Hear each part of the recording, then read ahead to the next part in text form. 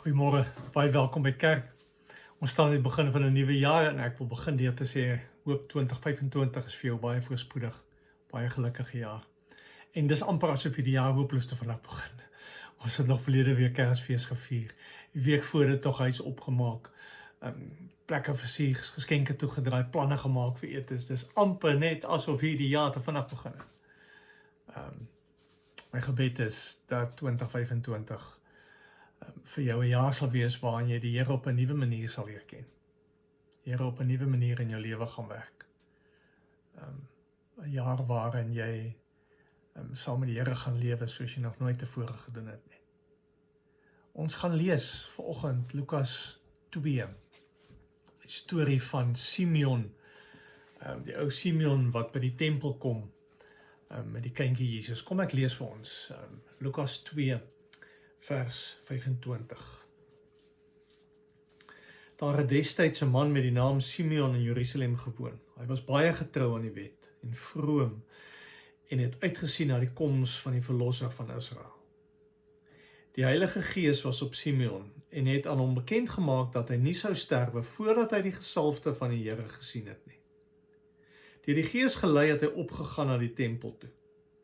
Toe die ouers die kindjie Jesus bring om vir hom die gebruikelike bepaling van die wet na te kom, het Simeon hom in sy arms geneem en God geprys en gesê: Here, laat u dienaar nou in vrede gaan, volgens u woord.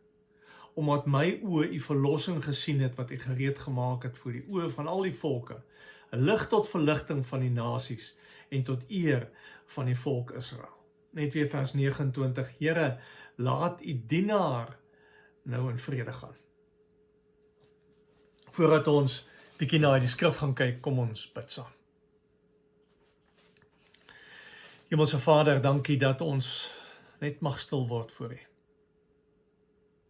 Dankie dat U hier is. Dankie dat U in hierdie nuwe jaar is. Dankie vir 'n feestyd waarin ons die geboorte van U seun kon vier. Dankie vir goeie tyd wat ons kon gehad het met vriende en familie. Dankie vir soveel wat ons herinner het aan U koms na hierdie aarde. Maar Here, nou hier waar ons in die begin van 'n nuwe jaar staan, wil ons huiwerig in eerste tree gee en sê, Here, stap voor. Here, U het klaar hierdie jaar in die hande. Here, ons wil nie hier opstaan en uitstap sonder U nie. En daarom, vanoggend, as ons met U woord besig wees, wil U woord vir ons ook lei en diep in ons harte kom werk. Asseblief, Here.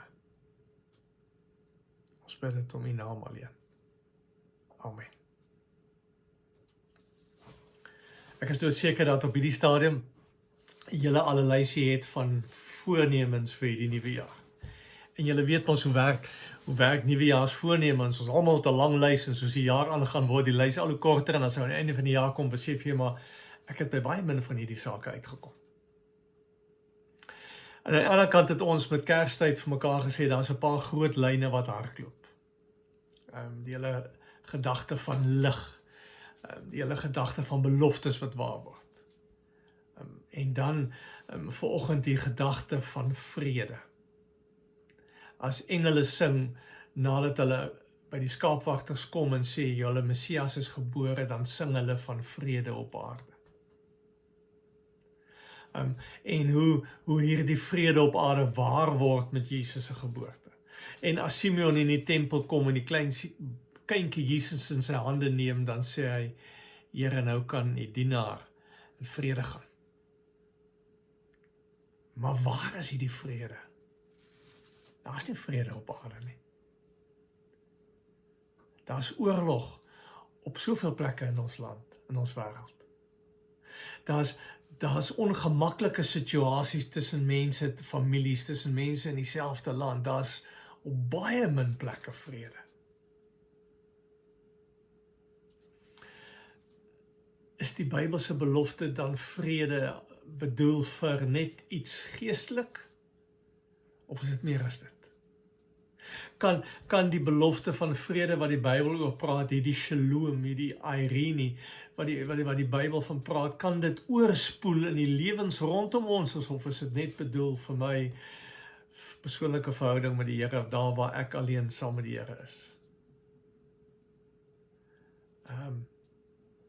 Want hier in Lukas lees ons dat as Simeon by die tempel kom, dan sê hy, Here, nou kan ek in vrede gaan. Wat is hierdie vrede?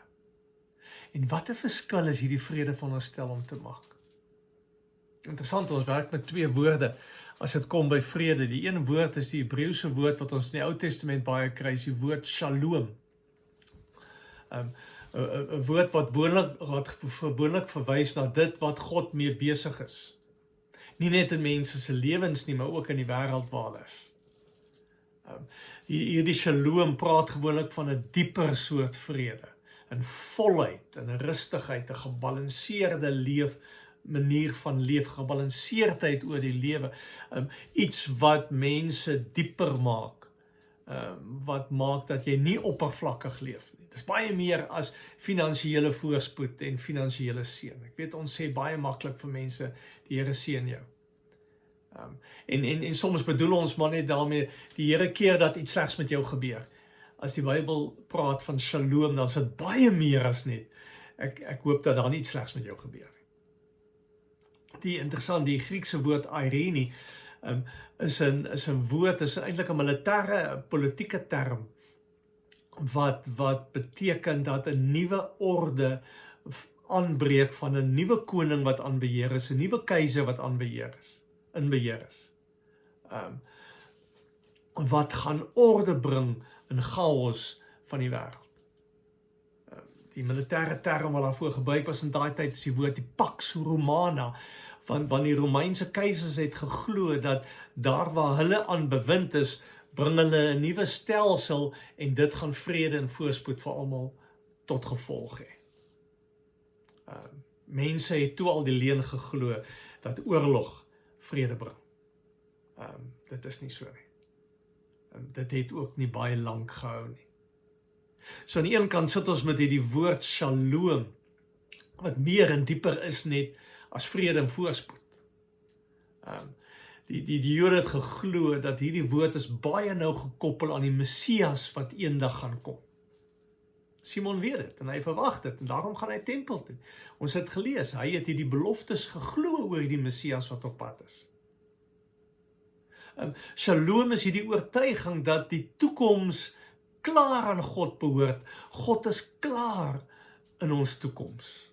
In alles wat vir ons voorlê. Hy is klaar in jou môre. Hy is nie net by Kersfees en Kersvieringe van 2024 nie. Hy is klaar in 2025.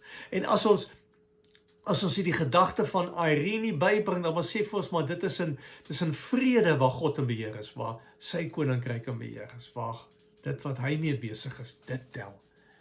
Dit bring lewenslange, langdurige vrede.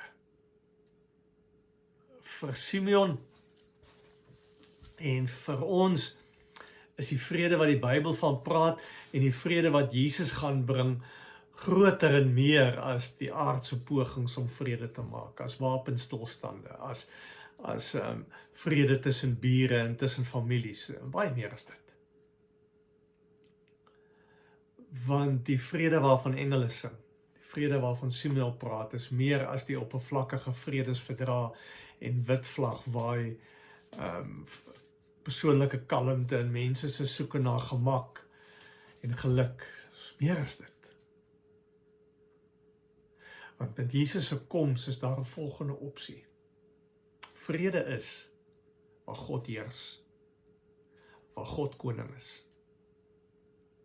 waar hy die verlosser is, waar hy die een is wat op die troon sit, waar hy sy koninkryk is wat gevestig word.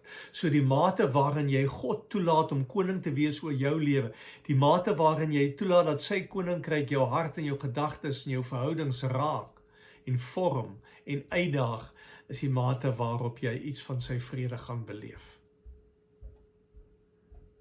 Vrede is waar Jesus konings is, wat beteken iets gebeur. as ons die beheer van ons lewens prys gee en 'n nuwe koning oorneem. As Jesus inkom, dan kom hy op 'n ander manier en kom vestig hy sy koninkryk in die lewens van mense eerste, in jou lewe, my lewe. As Simon sê, Here, laat ek in vrede gaan, dan sê hy eintlik, ek weet wie's my heerser, ek weet wie's in beheer van my lewe, en daarom kan ek in vrede gaan. Ek weet waar lê my verlossing. Vrede het daarom alles te doen met Jesus se teenwoordigheid. Want vrede was vir Simeon en vir ons, is dit die ontmoeting met hierdie Jesus. Met Jesus se koms het hier dis 'n nuwe tyd aangebreek. Die engele het daarvan gesing, Simeon het dit gesê.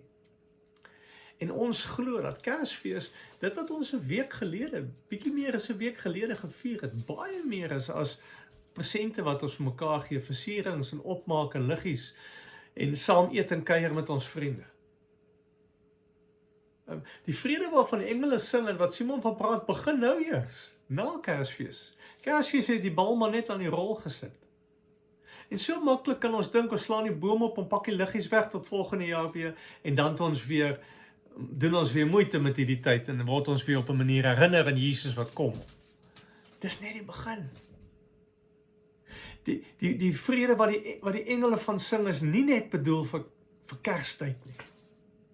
Want ons sien, dwars deur Jesus se bediening op aarde, sien ons hoe ontmoeting met Jesus genees, en mense uitdaag om anders te gaan leef, en mense se lewens aanraak. Hoe Jesus nuwe hoop bring, hoe Jesus gesond maak, heel maak, mense by mekaar bring. Maar ook hoe Jesus sy eie mense uitdaag, sodat as hulle lewens in duie stort, dat hy vir hulle sê, maar ek lewe, ek is die hoop. Ek gee vrede, ek is vrede.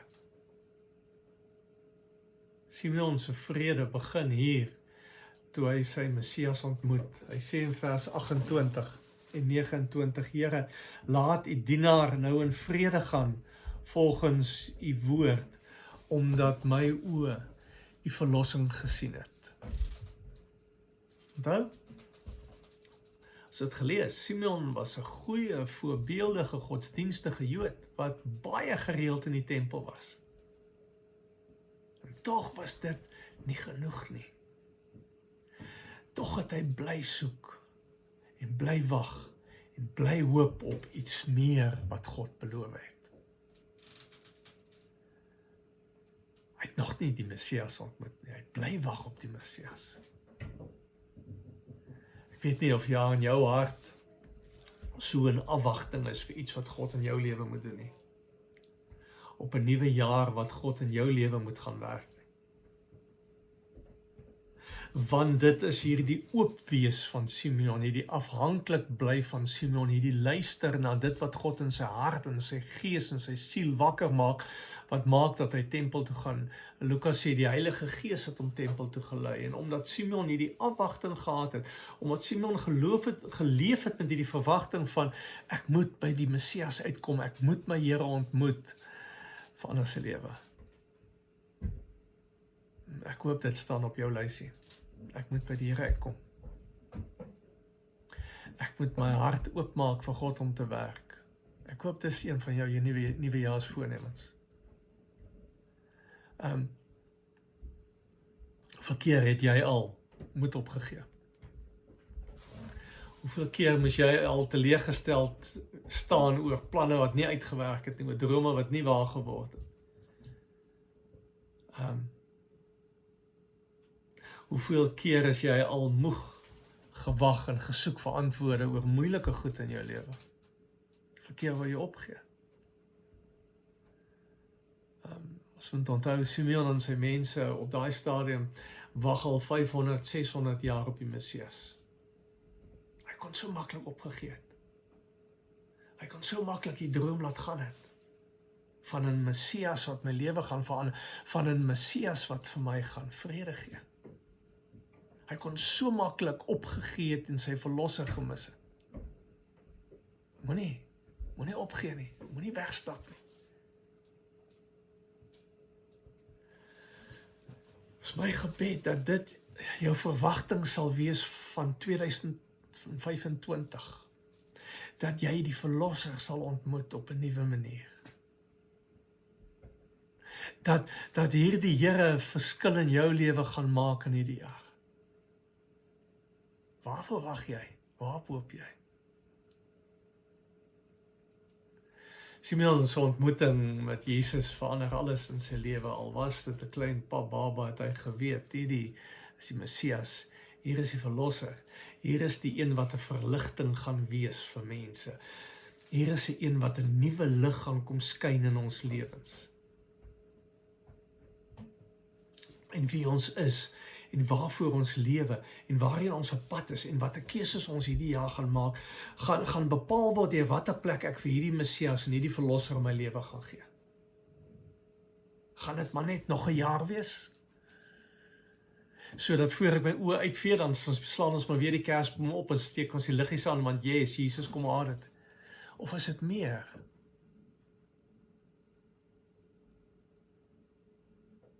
Ek weet, sonder 'n ontmoeting met hierdie Messias, sal ons nooit saam met Simeon kan bely, ek kan nou maar in vrede gaan nie. Sal hy nooit vrede hê. Sal ons bly soek. In werk, in verhoudings, op plekke, na vrede. Sal my vrede deur uiterlike omstandighede bepaal word? Of deur wat hoe mense my hanteer en wat mense aan my doen en vir my sê? Gaan my verstaan van myself en die vrede wat ek het, bepaal word deur allerlei oplossings wat ek self probeer uitwerk? Want ons almal soek vrede. Ons almal soek die shalom, die ontmoeting met iemand wat my lewe verander. Niks anders. En niemand anders gaan daardie vrede vir jou gee nie. Daarom is die belofte van vrede van Kersfees so belangrik. Maar daarom is dit nog belangriker dat jy hierdie belofte vat. Dat jy hierdie Messias ontmoet. Dat jy by hom uitkom. Want dis waar vrede lê. Simeon se onmiddellike reaksie nadat hy Jesus ontmoet was, nou kan ek in vrede gaan. Nou is ek nie meer bang vir môre nie, nou is ek nie meer bang vir die toekoms nie, ek kan maar sterf, for that matter. Ek is nie eers meer bang vir die dood nie. Ek het die Verlosser ontmoet en niks anders in die lewe kan ooit vir my hierdie sekerheid en vrede gee nie. Want ek weet my Here is in môre, is klaar in môre, is klaar in my toekoms. Ons moet baie duidelik verstaan. Later in die gedeelte sê Simon dit self. En in Jesus se lewe sien ons dit. En dwars deur die Nuwe Testament lees ons daarvan. En is dit baie duidelik dat hierdie vrede wat Jesus van praat, hierdie vrede wat Simeon hiervan praat, nie noodwendig net aardse geluk en materiële voorspoed is. Van alles wat altyd regloop nie, van 'n oppervlakkige gelukkig wees nie. Dis 'n vrede omdat God in beheer is. Dis 'n vrede wat, omdat God in beheer is, maak dit nie saak wat gebeur nie. Wat op ons pad kom nie. Niks wat gebeur en niks wat oor ons pad kom, en wat mense en omstandighede aan ons doen, gaan die feit wegneem dat hy by ons is nie. Dis waar ons vrede lê. Ons vrede lê nie in omstandighede nie. Ons vrede lê in hierdie persoon, hierdie verhouding, wat ons met hierdie Jesus kan hê. Daarom is dit so belangrik dat ons tyd sal maak vir hierdie verhouding. Dat ons naby aan die Here sal kom. Dat ek sal begin leef vanuit die wete dat hierdie Here saam met my is, by my is die heeltyd. En nie dat my omstandighede noodwendig makliker gaan word en dit is die bewys dat hy by my is. En dat die lewe makliker gaan word, maar dat ek gaan verander, nie gaan word. En anders gaan begin kyk, dat my hart gaan verander, omdat ek aan iemand vashou wat vrede gee. Wat 'n vredevors is, soos Jesaja voorspel het. In wie se hande ek my lewe oorgee, vir wie ek vertrou, wat die nuwe heerser is in my lewe. En dis my gebed vir jou, dat jy hierdie vrede sal vasgryp, dat jy die verlosser sal vasgryp met alles wat jy het, want hy alleen gee vrede. Kom ons bid. Here, dankie dat ons op 'n ander manier in hierdie nuwe jaar kan ingaan. Dat ons nie bang hoef te wees vir wat voor lê nie. Dat ons nie bekommerd hoef te wees oor uitdagings, oor moeilike goed. Dat ons aan U kan vashou. Here, dankie vir die belofte dat U vir ons vrede gee. Shalom, Irene. Want U is in beheer, en U is koning, en U heers, en U is vir ons lief, en U hou ons lewens in U hande vas, en ons wil daar lewe, Here. Dankie daarvoor. Dankie vir die nuwe jaar, en vir nuwe uitdagings, en nuwe drome, en nuwe planne. Dankie dat U klaar in ons môre is. Amen. Ons kry 'n geleentheid ook om vir die Here dankie te sê met ons offergawes. Julle sien al die opsies, julle ken dit. Dankie vir elkeen wat op so 'n manier bydra.